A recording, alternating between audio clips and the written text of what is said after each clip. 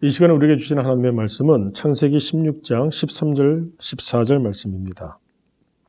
하갈이 자기에게 이르신 여호와의 이름을 나를 살피시는 하나님이라 하였으니 이는 내가 어떻게 여기서 나를 살피시는 하나님을 배웠는고 함이라. 이러므로 그 샘을 부엘라 헤로이라 불렀으며 그것은 가데스와 베레스 사이에 있더라. 아멘.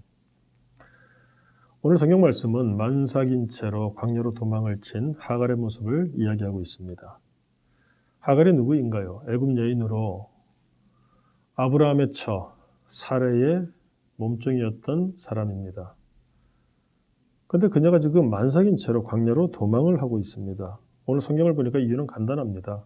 그 여주인 사레가 학대를 하고 있었기 때문에 그렇습니다. 하갈 입장에서는 참 억울할 수밖에 없죠. 본인이 원했던 것도 아닙니다.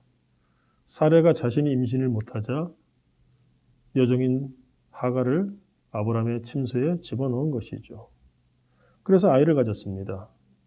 그런데 오히려 그것으로 말미암아 학대하기 시작했던 것이죠. 자신은 임신하지 못하는데 여종이 자기 남편의 아이를 가졌으니 마음이 달라졌나 봅니다. 얼마나 그 학대가 심하였는지 하갈은 참을 수가 없어서 만삭의 몸을 이끌고 광야로 도망을 합니다. 여러분, 삶이 이럴 때가 있죠.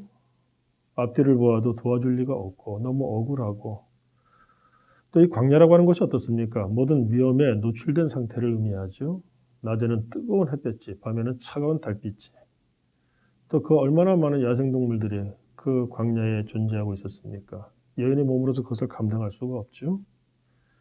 자, 삶이 이럴 때 어떻게 해야 될까요? 그런데 오늘 성경 말씀은 그런 가운데 있을지라도 하나님의 사람은 나를 살피시는 하나님이 함께하고 계신다.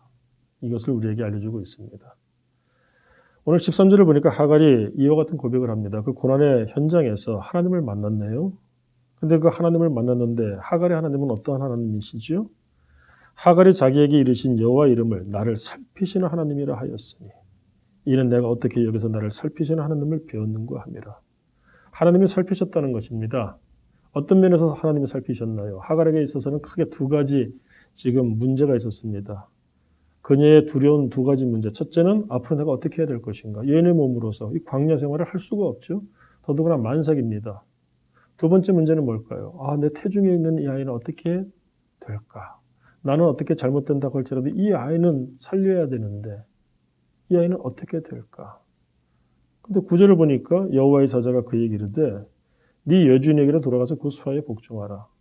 하갈에게 어떻게 해야 될지 그 방도를 알려주고 계세요. 뿐만 아닙니다. 10절 이하를 보니까 태중에 있는 그 아이에 대해서도 책임을 주십니다. 여호와의 사자가 또 그에게 이르되 내가 내 씨를 크게 번성하여 그 수가 많아 셀 수 없게 하리라. 아직 태어나지도 않은 아이. 이 아이가 어떻게 될지 모르겠는데 큰 민족을 이루게 하시겠다. 이 아이 이름이 무엇입니까? 11절을 보니까 이스마엘입니다. 이스마엘의 뜻이 무엇인 줄 아세요? 하나님이 들으셨다는 얘기입니다. 이것이 우리에게 암시하는 바는 매우 크죠. 하나님은 어떻게 해서 이 하갈에게 다가오시고 그녀를 살피시며 문제를 다 해결해 주고 계실까? 그 동기가 무엇이죠? 이스마엘, 하나님이 들으셨다는 얘기입니다. 무엇을 들으셨을까요? 11절 마지막 좀 보세요. 이는 여호와께서 내 고통을 들으셨음이니라. 들으셨네요. 왜 들으셨을까요? 무엇을 들으셨을까요? 이것은 하갈의 이 삶의 고통 가운데 하나님께 부르짖었다는 것을 의미합니다.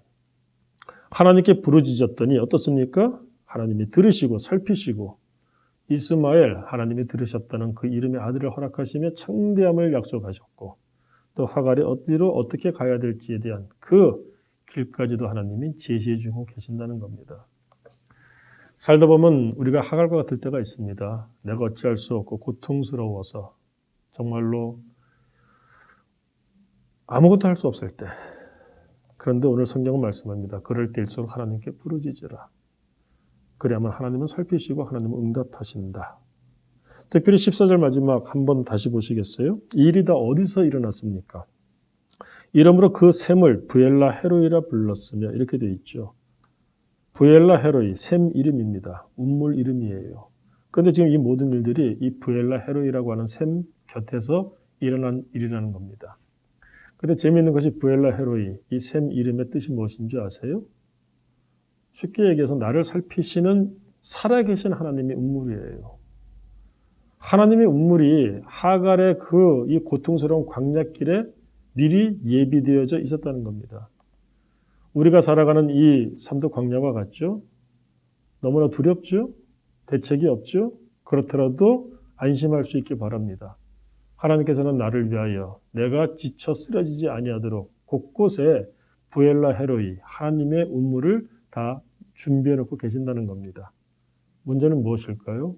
그 운물 곁에서 내가 하갈과 같이 하나님께 부르짖을 수 있느냐 하는 것입니다. 부르짖는다면 하나님은 들으시고 그래서 살피시고 그래서 문제를 해결해 주신다. 무엇처럼? 광야에서 목마른 사람이 운물을 만났습니다. 거기서 시원한 물을 들이킬 때 그 시원함 우리가 말로 표현할 수 없지 않을까요? 삶의 그런 시원함을 주시겠다는 약속입니다.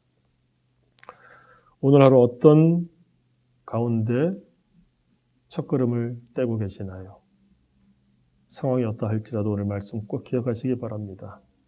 나를 살피시는 하나님께서는 들으실 준비가 되어 있고 하나님의 운물을 내 앞에 다 준비해 놓고 계시며 그래서 내가 힘들고 어렵을지라도 천국을 맛보게 하실 그럴 계획 가운데 하루를 시작하게 하신다.